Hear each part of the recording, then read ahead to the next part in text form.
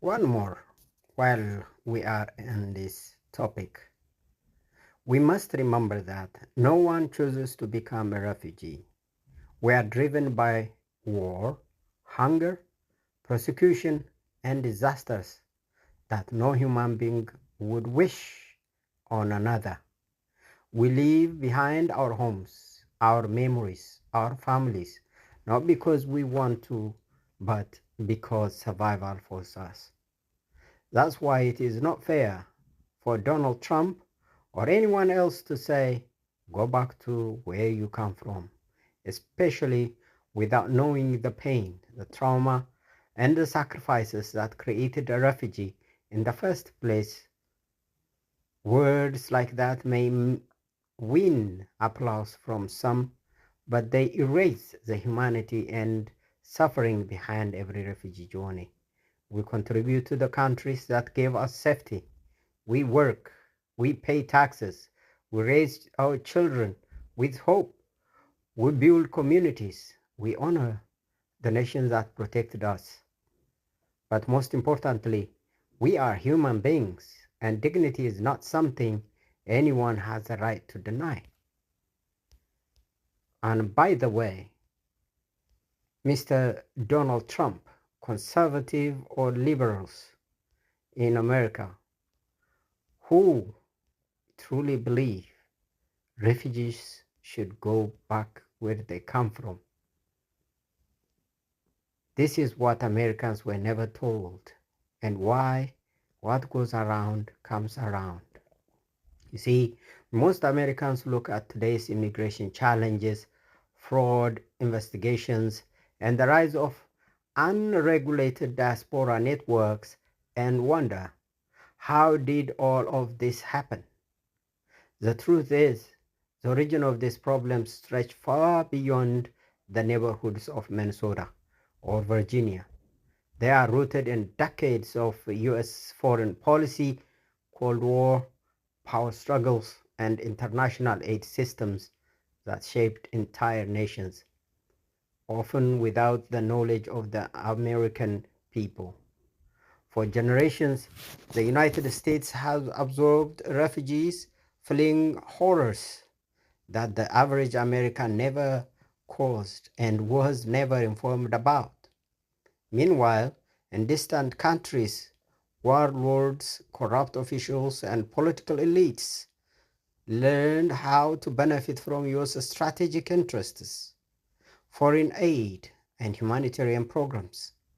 Some of these very individuals, the ones who contributed to mass displacement, ethnic violence, and misuse of foreign funding, later enters the US immigration system themselves, using political connections and broken vetting procedures. This created a tragic irony. Genuine refugees, such as myself, the victim, stood in long lines for years, while corrupt elites, the perpetrators, found shortcuts into America, bringing their networks, their habits, and their methods with them. As a result, diaspora communities across the US become a mixture of honest, hardworking refugees who come for safety and political connected actors who come for opportunity, influence, and money. And now the consequences are surfacing at home.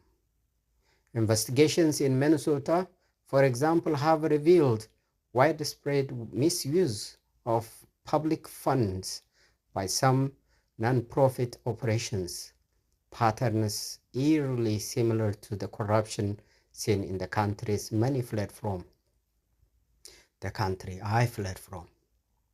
This is not about one community or one nationality.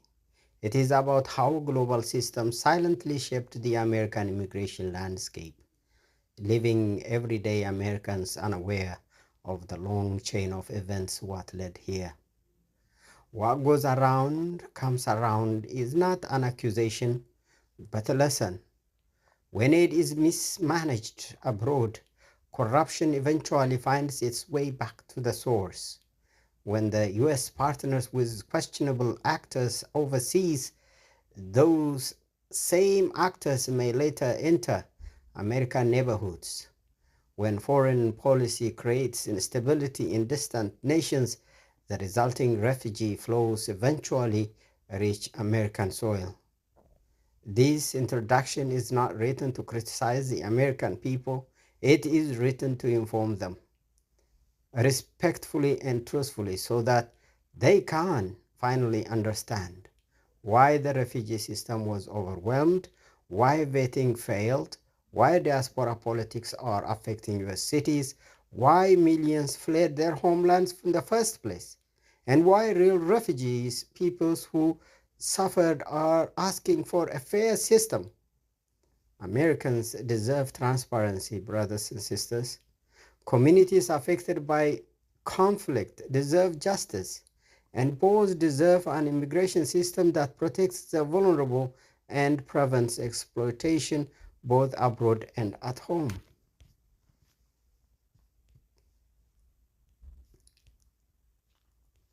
I would like to point out how the geopolitics and refugee flows from the Horn of Africa happened. Let's get back.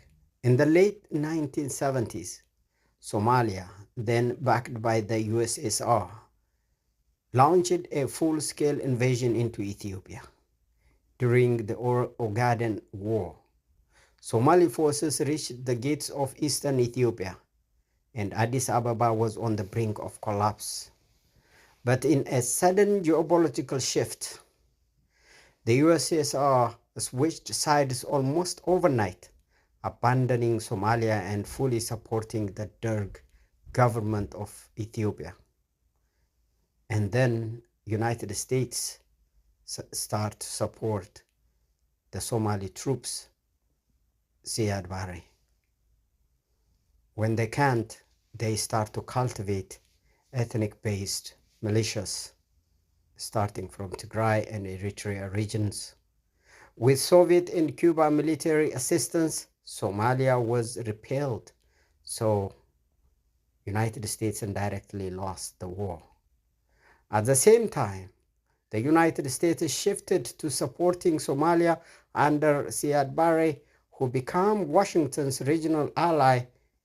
When Somalia eventually collapsed in 1991, the country fragmented into armed factions, and President Bill Clinton's deployment of US troops during the Black Hawk Down period marked the beginning of 3 decades without a stable central government. The result was one of the largest refugee outflows in African history, with Minnesota becoming home to one of the biggest Somalia diasporas, what is now called Little Somalia. Ethiopia experienced a parallel trauma. After the Derg fell communist regime in 1991, US-supported rebel groups took power and built a deeply divisive ethnic federal system under the Tigrayan-led government, all in the name of democracy. Democracy never worked. This system, many argue, institutionalized ethnic separation and continues to tear the country apart today. During the period, Ethiopia also lost its coastline and Eritrea became an independent state. Soon after, under authoritarian rule, Eritrea became one of the highest refugee-producing nations in the world as its youth fled indefinite conscription, political repression, and lack of opportunity. And then you have Sudan, which was also influenced by Cold War politics, and later United States interventions split into 2 states, Sudan and South Sudan. Both countries descended into internal war, further fueling one of the largest refugee crises on earth. Genocide and many atrocities committed there. Across these decades, the United States absorbed refugees under the Geneva Convention Protocol of 1951.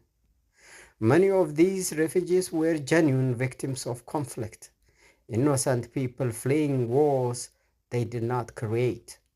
But at the time, the immigration system became vulnerable to exploitation. Some of the very elites who contributed to the creation of conflict and refugee displacement were able to enter the United States through political connections, weak vetting, or corruption. These resulted in two dangerous consequences.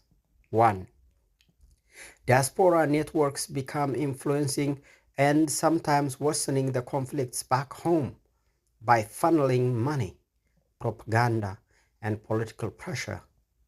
Two, corrupt actors brought the same pattern of financial misuse into the American system itself, including humanitarian aid, nonprofit structures, and public funding.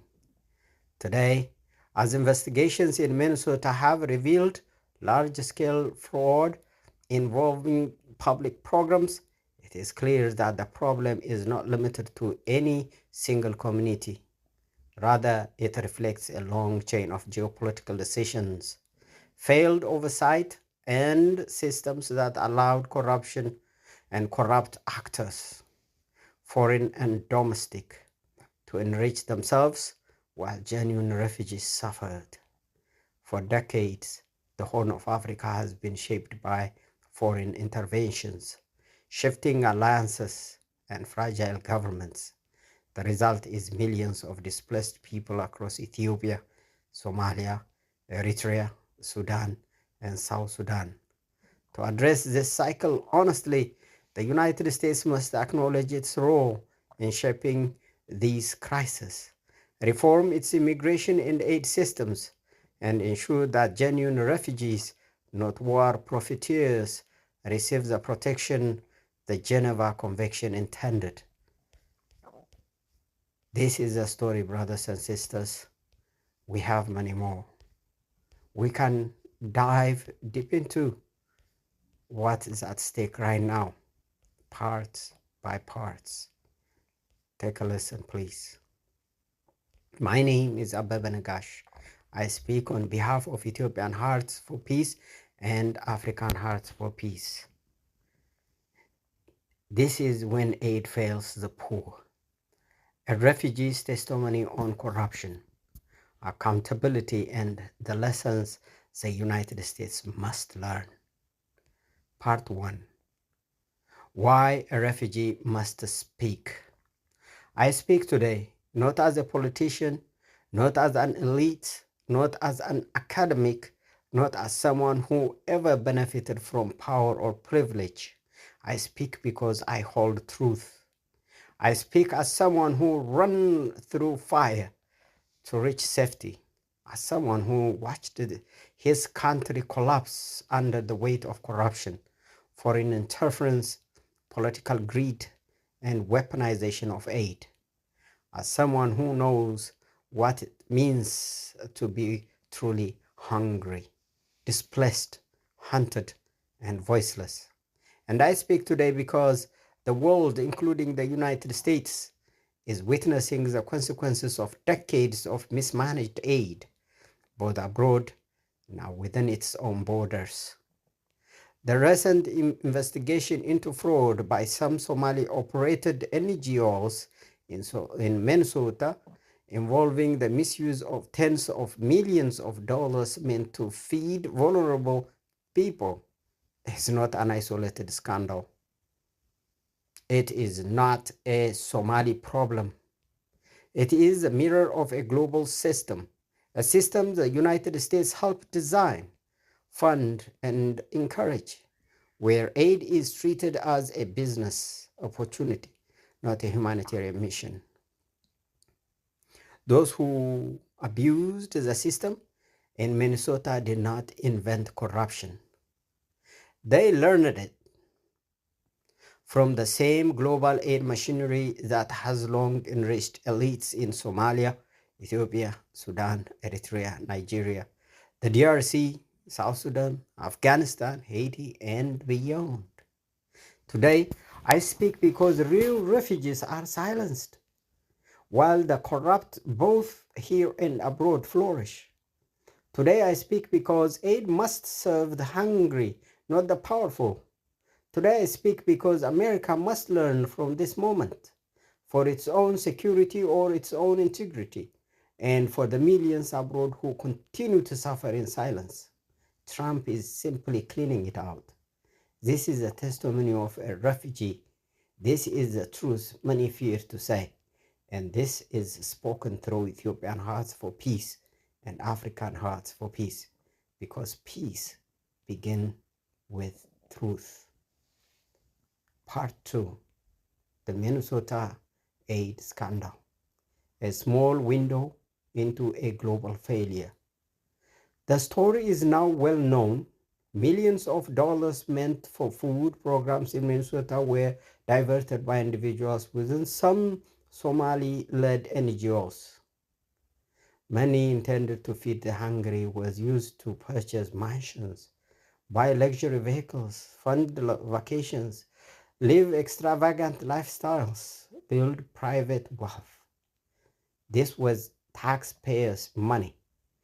This was money meant for the vulnerable. This was money meant for the poor. The outrage is justified, but the surprise is not. Because what happened in Minnesota is exactly what has happened in Somalia for decades. It's exactly what happened in Ethiopia, Eritrea, Sudan, Nigeria, Kenya, Uganda, Liberia, and many other regions where aid became a business. We can omit Eritrea, but still Eritrea received military aid. That aid. Foreign aid, especially US aid, in other places created a global ecosystem where NGOs replaced governments, fake organizations multiplied, accountability was abandoned, local elites became millionaires overnight, Western contractors took massive administrative cuts, diaspora networks learned how to channel funds. So what happened in Minnesota is not the source of the problem. It is the result of a much larger problem. And the United States is now learning the hard truth. When corruption is exported abroad, it can return home stronger than ever. Part 3, how US aid systems created a global market for corruption. This is the part many prefer not to hear, but it must be said. 1.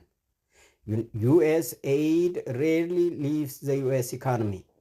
Up to 80 to 90% of foreign aid is spent on US contractors, US-based NGOs, American-run projects, consultants making six-figure salaries, administrative overhead, American-made equipment and logistics.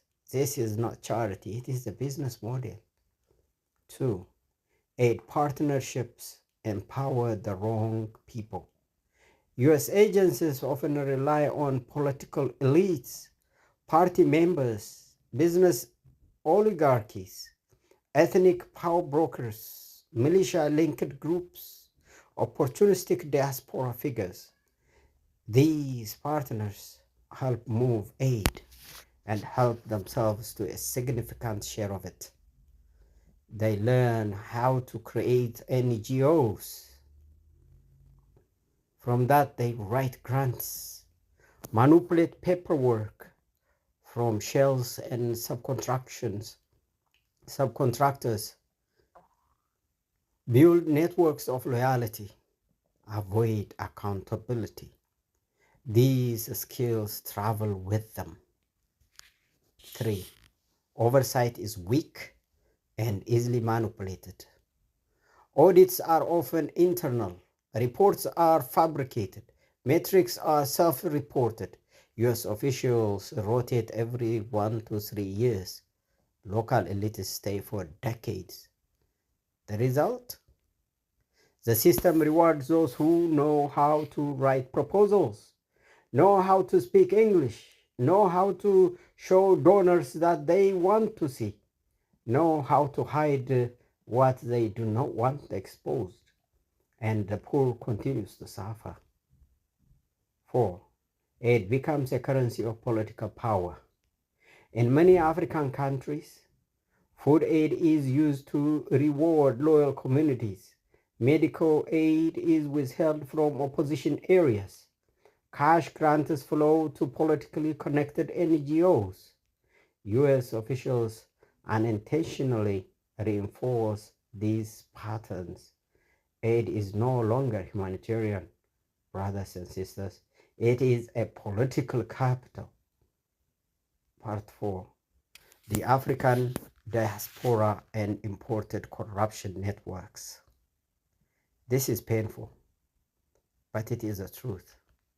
When political elites, NGO bosses, activists, and contractors migrate from Africa to the United States, often through asylum, special visas, or personal connections, or in the name of investments, they bring with them the same networks, the same mentality, the same corruption models, the same NGO-based wealth creation strategies.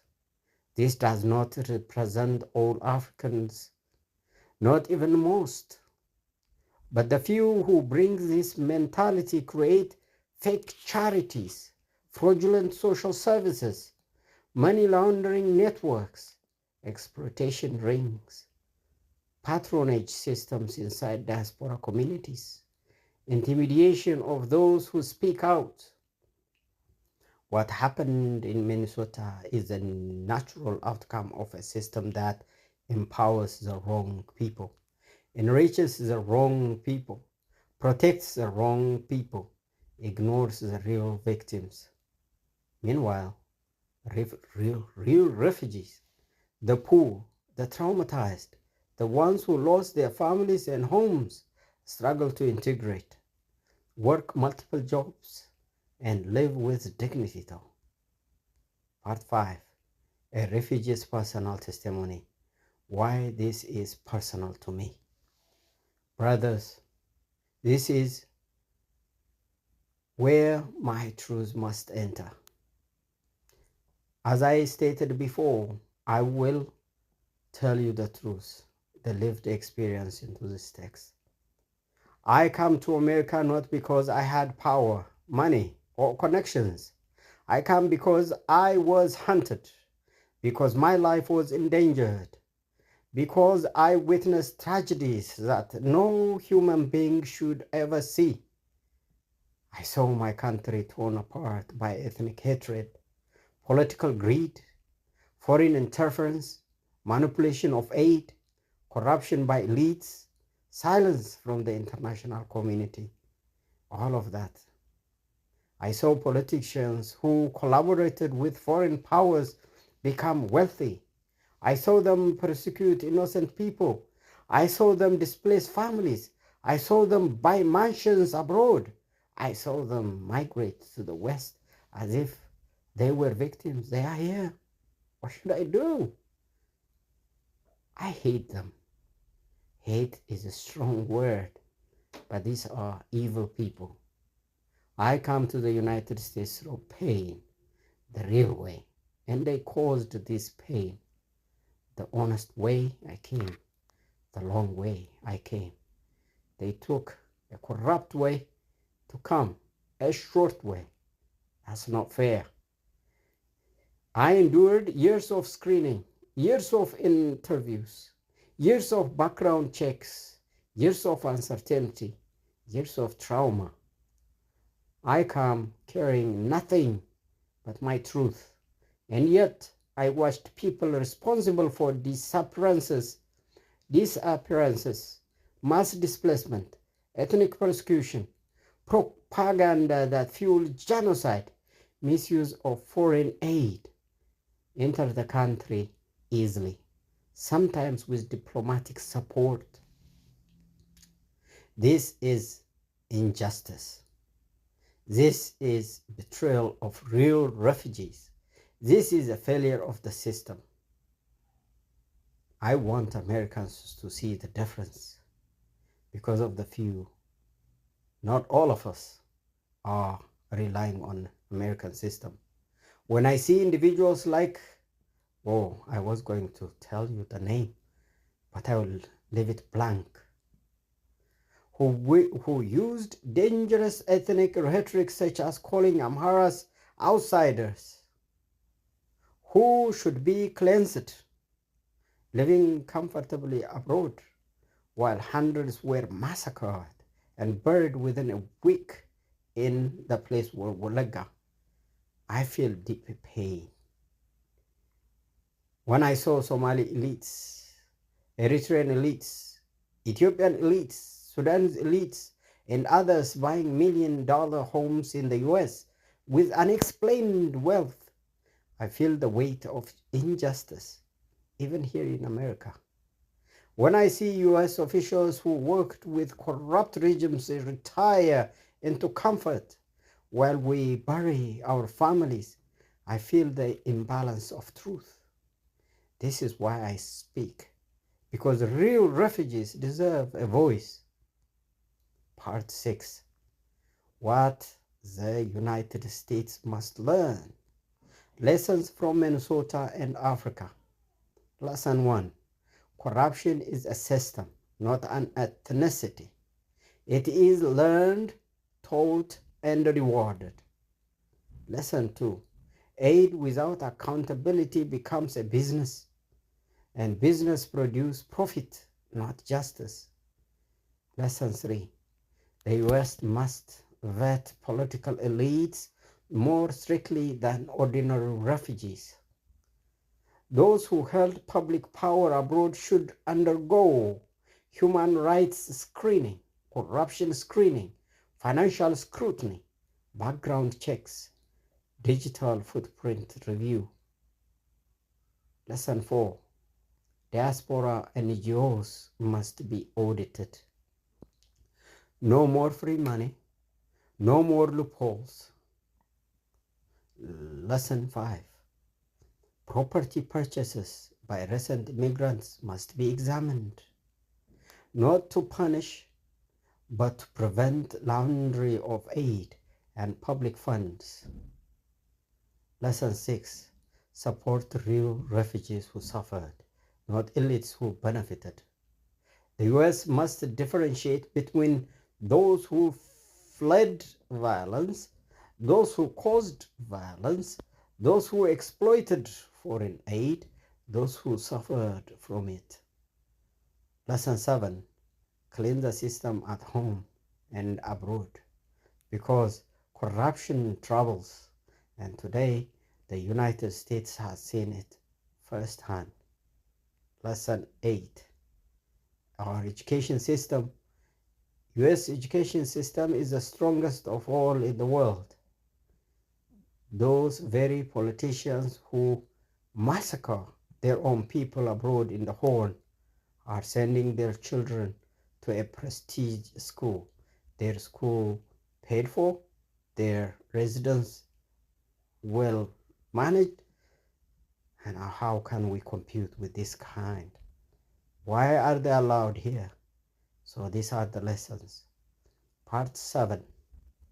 My conclusion.